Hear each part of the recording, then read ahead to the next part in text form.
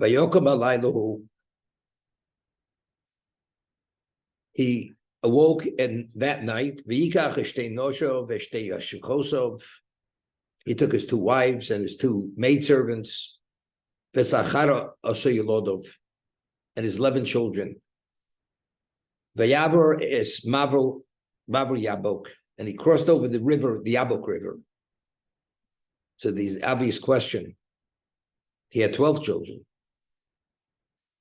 He had 11 sons, and he had Dinah. So Rashi addresses that. The Medrash addresses it. Take a look in Rashi. Es achar osa yilodov. V'dina echon hoyso. Where was Dinah? Nosta b'teva v'no before Neo. He put her in a box, and he sealed it. Shlo yiteid bo Esav enov. So Esav should not allow his eyes to gaze upon her. L'kach nenash Yaakov shemona me'Esav me'ochiv. Yaakov was punished that he denied Dinah to his brother. Shema tachzeren mutav, because maybe Dinah would have somehow brought Esav back and put him on the right track. Shema, maybe. And therefore, for denying Esav this ability to marry Dinah, he was punished. And therefore she fell into the hands of Shem. She was raped. Okay? It's very difficult to understand. He shouldn't have put her in the box. Why? He should have denied her to to Esau, because maybe he would have brought her back. And what about if she wouldn't have brought him back? And his daughter would have been married to this monster and been literally incarcerated, being raised from such holy parents. Leah's her mother, Yaakov's her father, and he's being punished because he denied it to his brother, because maybe she would have brought him back to the proper path. Maybe. If it would have been definite, okay. If it's only a maybe, how do you take a chance? We know we have a principle. Savi pekuach nefesh, if you have a question, something's life-threatening, you don't take a chance. And the whole Torah is nullified. Here, his daughter's life is at stake, but take a chance and allow her to marry Esau because Shema Tachzen L'Mutav, because she may bring him back. How do we understand it?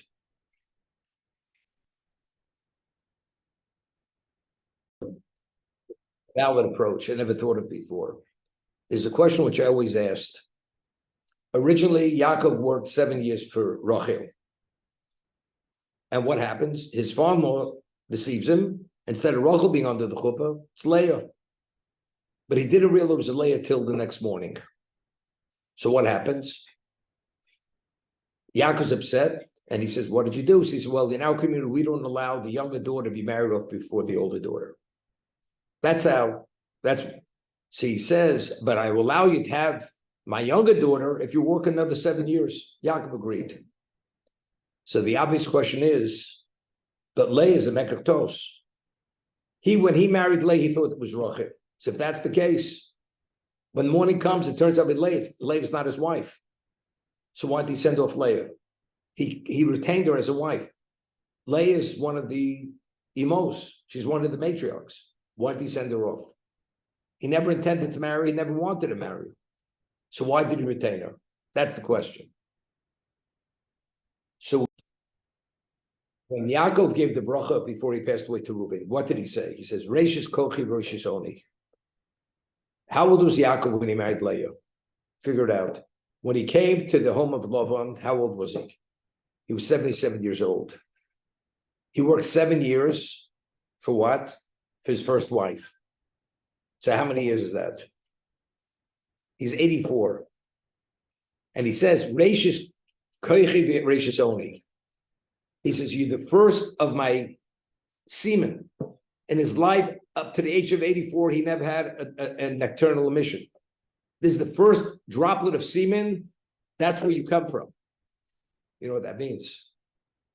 Yaakov has such a level of holiness. He never expended a droplet of semen in any inappropriate context. And now there's the first semen which he's expressing from his body, is God going to allow that to be wasted? Because it turns out if Leah is not the wife, then comes out it's an expenditure of that, not within the context of what? Of a matriarch and a patriarch. So therefore, Yaakov understood if Hashem allowed this to happen, it's by divine decree, Leah has to be his wife. As much as he wanted Rachel to be the wife, the first wife, and the second wife, and the only wife, Hashem says, it's not what I have other plans. So Yaakov understood clearly that if this happens, Leah is meant to be the matriarch. That's what Yaakov, that's why he didn't send her off. And he retained her as what? As the aim of Klal Yisrael, the mother of 6 of the tribes, it turned out. Because he clearly understood this. He read the script clearly.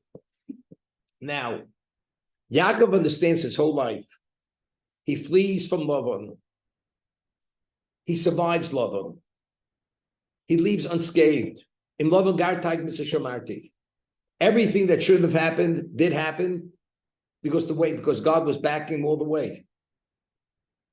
If you're in this position over here, that you understand there's nothing in your life which is not dictated by God, if that's the case, if in fact Dina will be a positive influence on your brother, then God will allow Esav to take her.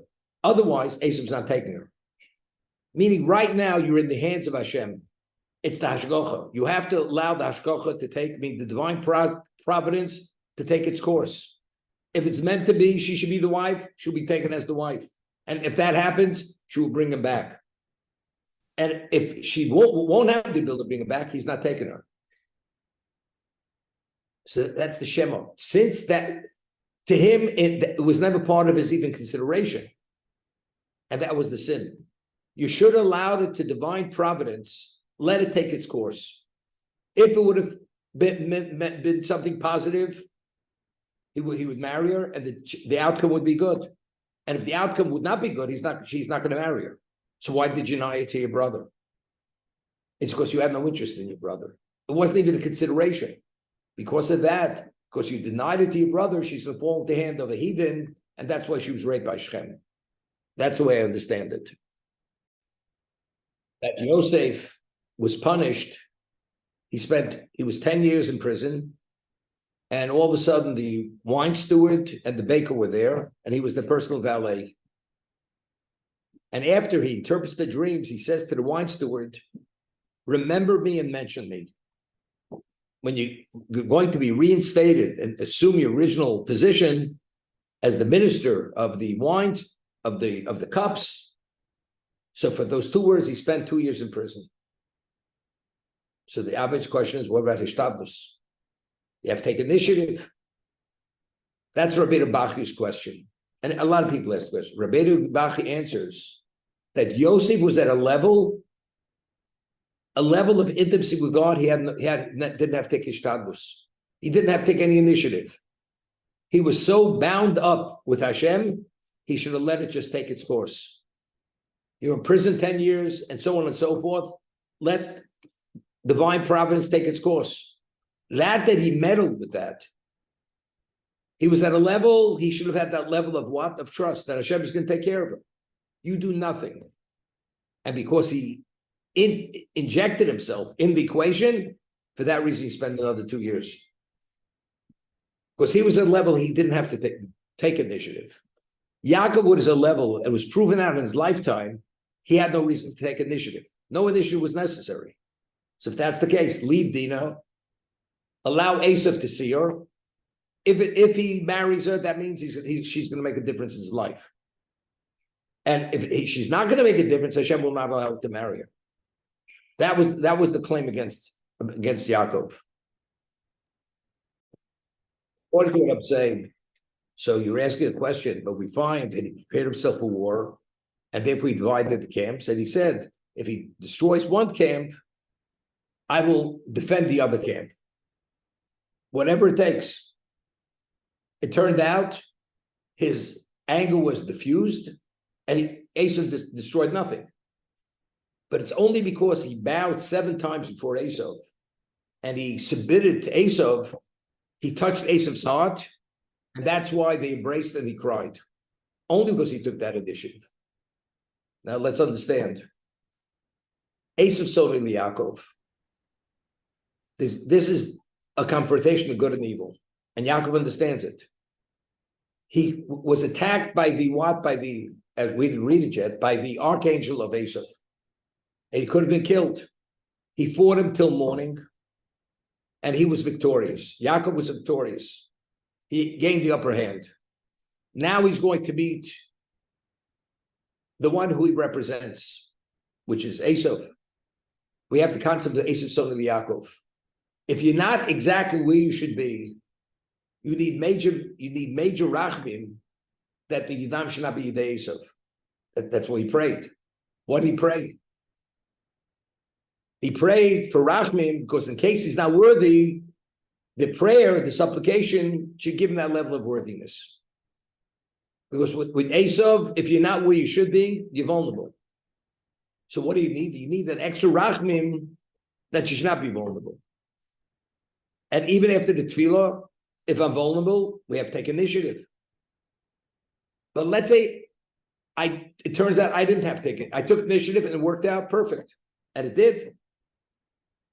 Because again, what's he concerned? Esav may take his daughter, but that's only if there's going to be peace between the two of them. Right? If there's no peace between them, there's nothing to talk about. Esav is going to destroy Yaakov's family, or Yaakov is going to destroy him, one or the other. So after everything is said and done, what's going to be? Somehow it's going to end with a peaceful solution. That's what it's going to end with. So now Dinah is going to be available. And if she's going to be noticed by Esav, he may decide to take her as a wife. And if he takes her as a wife, well, he's a heathen. I despise him. I don't want, but she may make a difference in his life. She may turn him around. But the question which I asked was, maybe she won't turn him around. He'll take her, and she'll become what he represents. Impossible. It can only happen. He'll only take her. Hashem will only allow her to be taken if she's going to make a difference. If she's not going to make a difference, Hashem will not allow her to be taken. Because that's how Hashem has shown Yaakov his own life. When he originally came, as I showed, when he took Leah, although he never intended to marry her, but because he was in a position with God where his life was led with such purity and such deliberateness, it's impossible that this wasn't meant to be. And the same thing with Dinah and Esav. If he takes her, it's meant to be. Meant to be means she's going to make a difference. And if it's not meant to be, Hashem will not allow Esav to take his daughter. So why don't you allow it to be seen?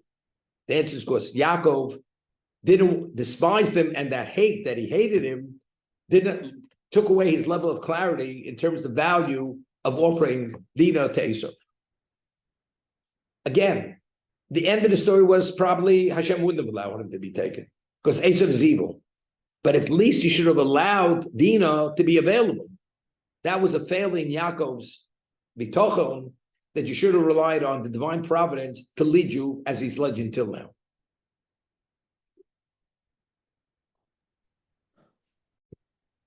When Yaakov originally saw Rachel as the shepherdess, it says he kissed her and he cried. He understood she is the primary matriarch. At that moment, he didn't know there'd be any other matriarch, but he knew she is meant to be the matriarch of the Jewish people, the primary matriarch. Because even after Leah was taken, Rashi cites Chazal that even the sons of Leah acknowledge, they always mention Rachel before Leah. Leah is known as Aker Sabayis. She is the primary matriarch between the two of them. And Leah acknowledged this, although she had six of the tribes. And Rachel only had 2 children, but still she was the primary matriarch. That was a fact. So if that's the case, Yaakov, even though he married Leah, he understands, but he still has to marry the one who's the primary matriarch, and that's Rachel.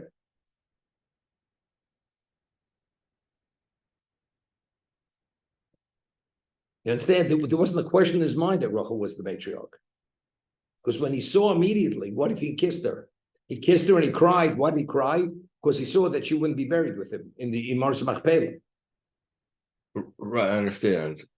You're still recording, Rabbi. But I Now, just but still, I mean, if according to what the Lord was saying, that Yaakov understood that Leah was the matriarch. So, Doesn't make a difference, but doesn't mean so there's in going to be other a words, second matriarch. There's she going to be was more an than one additional. matriarch. She was an There's going to be additional. more than one. What? Initially, he thought there was only one matriarch, Rachel. Right. So now I But now we understand. realize there's going to be more than one. Now Leah is the secondary matriarch, although she was the first one he married.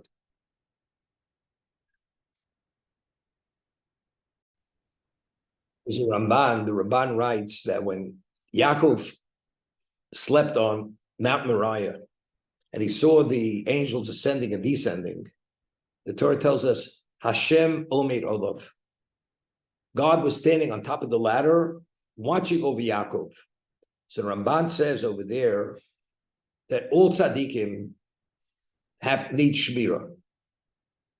But who watches the tzaddikim? Hashem sends his angels to watch them. What Hashem said to Yaakov, you don't need those angels as everybody else needs angels, because our relationship is so intimate. I'm always with you. You take a look at the Ramban at the beginning of the parsha over there. Parshas Vayetze. Hashem Omed Olav means I'm with you, always with you. Therefore, though David says, Hashem commands the angels l'shmorcha, Yaakov wasn't in need of that level of shmira. So Yaakov, because of who he was so intimate and had such a level of clarity, and there was nothing God wouldn't do for him. And therefore, and as I said,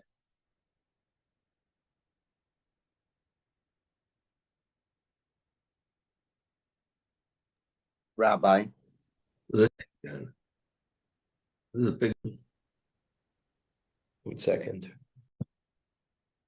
We didn't read the battle between Yaakov and the archangel of Esav. Is it possible for a human being to defeat an angel? It's as holy as you are. Unless you have that dimension within your persona of angel, you can't beat an angel. So evidently, Yaakov, in terms of his innate essence, his core, he was able to draw whatever an angel represents. Yaakov is Malach Elokim. So if Yaakov is Malach Elokim, he could go toe-to-toe with the angel. And therefore, he defeated him. And when he defeated him, he went from Yaakov, he went beyond Yaakov. He became Yisrael. Because he actually actualized that potential of being a Malach, and he defeated the other. His Malach represents good. The other angel represents evil. And because he succeeded in that, therefore he surpassed that and became Yisrael.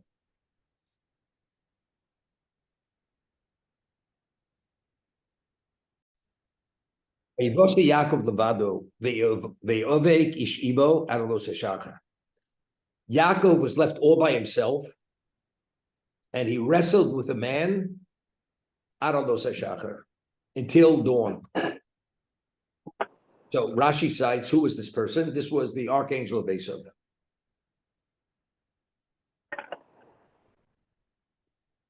Now, it's Vayavik Ish Imo, as we said. Remember, I pointed out, Esav was coming with 400 men, Imo.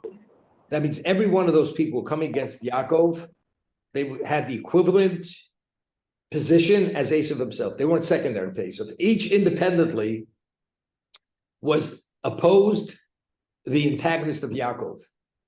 And they all joined together with Esav. So it's all Imo. When Yaakov is fighting that angel, it's Imo. Vayavik ish Imo. They fought as equals. Yaakov was the equal of this angel. No, Yaakov was not wasn't secondary to the angel. The angel was not secondary to him. This is Hakol Kol Yaakov Haydaim Esav. That's firstly.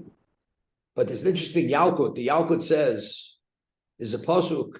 It says, "V'niskav Hashem levado." Hashem is exalted at a level all by himself. Nobody's at the level of God himself. And it says, "Vayivosi Yaakov levado."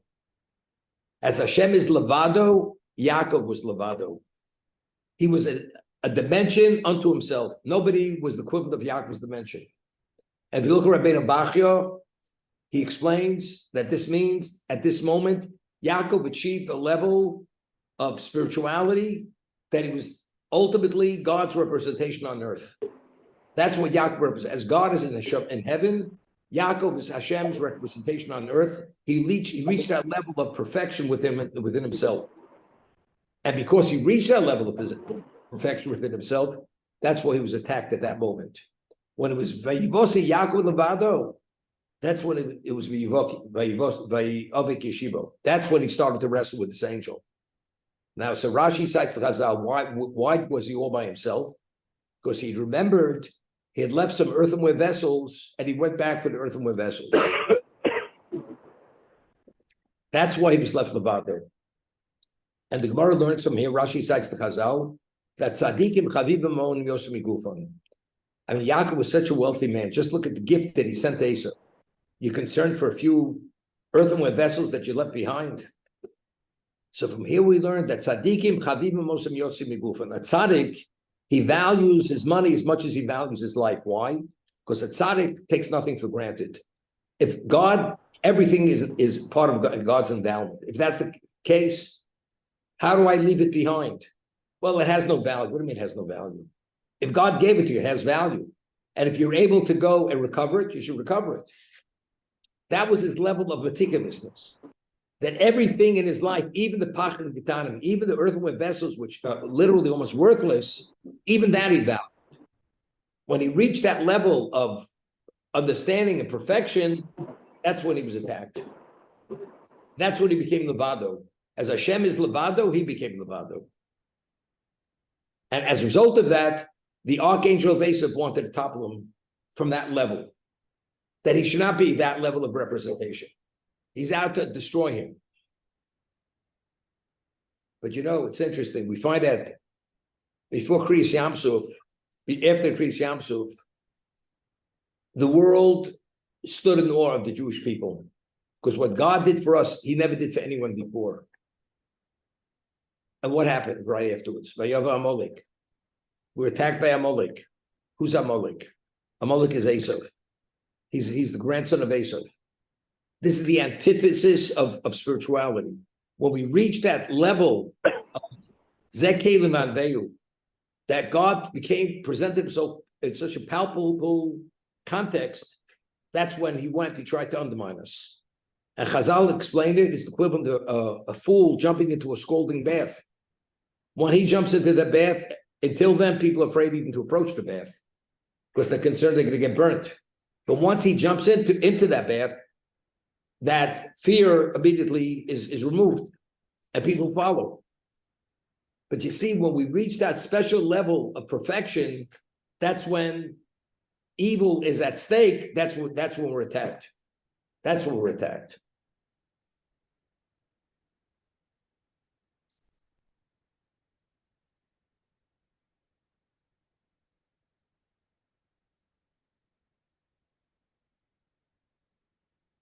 You know, it's interesting, you know, there's based on the Gemara, and every chuppah we break a glass. Why do we break a glass? And the chosam, according to Ashkenazic custom, puts ash on the top of his head in the location of the tefillin, because ash is always an indication of being grieving, mourning. What are we mourning? What are we grieving? The Churban Habayis. That we say that even at the height of our joy is not complete. Why? Because we don't have the Beis Hamikdash. Because God's glory hasn't been reinstated. God's sanctuary lies in ruins. When you feel you've reached that perfect point and nothing's lacking in your life, that's when you're going to have a problem. Then you're putting yourself in jeopardy. But if you, even at the height of your joy, you feel it's not there because Hashem's not with me, that saves you. That saves you. But if you say, I'm here and I need nobody but me, that's the beginning of the beginning of the end.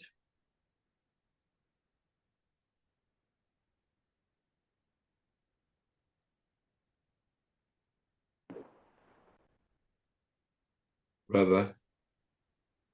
Yes. The angel says to Yaakov, Shalcheni, let me go. Because dawn has come, I'll give you permission to leave unless you first bless me. So Rashi himself says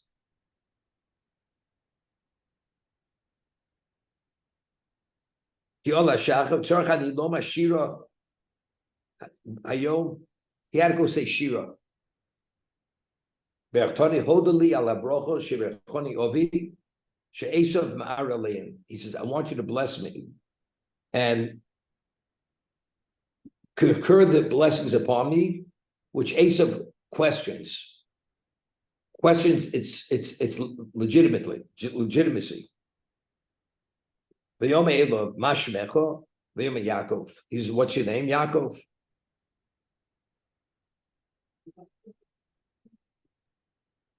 I mean, he didn't know his name. V'yom Elav mashmecha v'yom Yaakov.